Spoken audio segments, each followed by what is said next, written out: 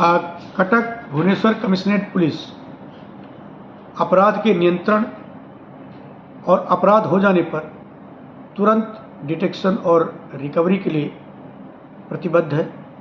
हमारे इन प्रयासों में जो सफलता मिलती है उसको लोगों के साथ में साझा करने से हमें प्रसन्नता होती है, क्योंकि लोगों का जो विश्वास और उनका जो सहयोग है उसके बाद ही अपराध नियंत्रण में पुलिस पूरी तरह से सफल हो सकती है।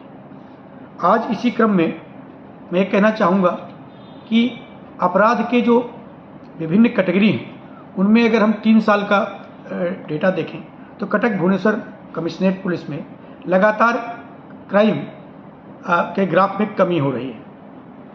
जनसंख्या हमारी बढ़ने के बाद भी, आर्थिक गतिविधि बढ़ने के बाद भी ये जो कमी है वो हमारे लिए सुखद है और हमें प्रेरणा देती है कि हम इस मामले में और आगे बढ़ें।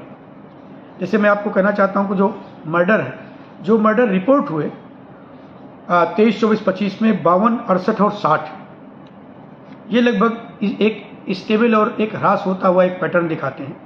और इसमें इन्वेस्टिगेशन के बाद जो एक्चुअल फिगर आए, जैसे कोई ड्राउनिंग हुई, कोई सुसाइड हुई, पहले उसको मर्डर लिखाया गया, तो वो केस हैं 2023 में 45 मर्डर, 2024 में 43 मर्डर, 2025 में 33 मर्डर और इस साल अभी तक 3 महीने में 8। तो ये लगातार आप देखिए 45, 43, 33 लगातार कमी हो रही है, जबकि हमारी जनसंख्या बढ़ रही है।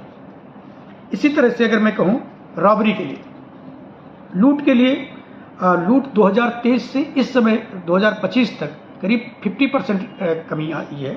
2023 में रॉबरी के 587 केस थे, 24 में 398 और 2025 में 202 केस, करीब लगभग आधा हुआ है। इसी तरह डकैती के केस में भी कमी हुई है और डकैती के जो इस साल जो केस हैं, जो 11 केस, वो लगभग सभी केस ऐसे हैं जिसमें डकैती करने के पहले योजना बनाते हुए डकैत पकड़े गए थे। तो ये जो इसी क्रम में अगर मैं एक चीज़ कहूँ कि जो मिसिंग चिल्ड्रन थे 2025 में करीब कटक भुवनेश्वर मिला के करीब 500 बच्चे मिसिंग हुए, जिनमें बच्चियां भी शामिल थी। इन सबको विगरसली लगभग सभी को खोजा गया। जो खोजे गए बच्चों की संख्या वो करीब 1000 है, मतलब 500 बच्चे निखोज थे और 1000 बच्चे खोजे गए, क्योंकि पिछले साल के कई साल का बैकलॉग भी ऑपरेशन चलाकर उसको पूरा किया गया। तो ये जो फिगर है जो लोगों की ज़िंदगी पर जो प्रभाव डालते हैं, उसमें जब पुलिस को कोई प्रयासों को कुछ सफलता मिलती है तो लोगों के साथ शेयर करने का मन करता है। आज हमने 150 मोबाइल यहाँ पर हमारे कार्यालय में उनके जो मालिक थे उनको लौटाया। ये इस प्रकार के मोबाइल हैं जो कुछ चोरी हुए थे और कुछ खो गए थे। तो इनको पूरी तरह से प्रयास करके करीब 150 के करीब मोबाइल जब्त करके लोगों को लौटाए गए आज इस कार्यालय में, कमिश्नरेट कार्यालय में। कल एक जो घटना है उसके साथ में हम लोगों ने आज शेयर किया है।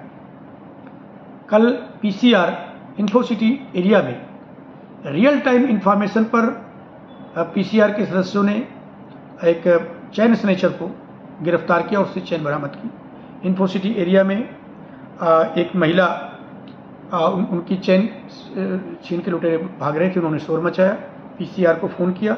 पीसीआर ने पता करके लोकेशन रियल टाइम में जाकर ऑपरेशन करते हुए लुटेरा को भी पकड़ा, जो कि थोड़े दिन पहले ही जेल से बाहर आया था।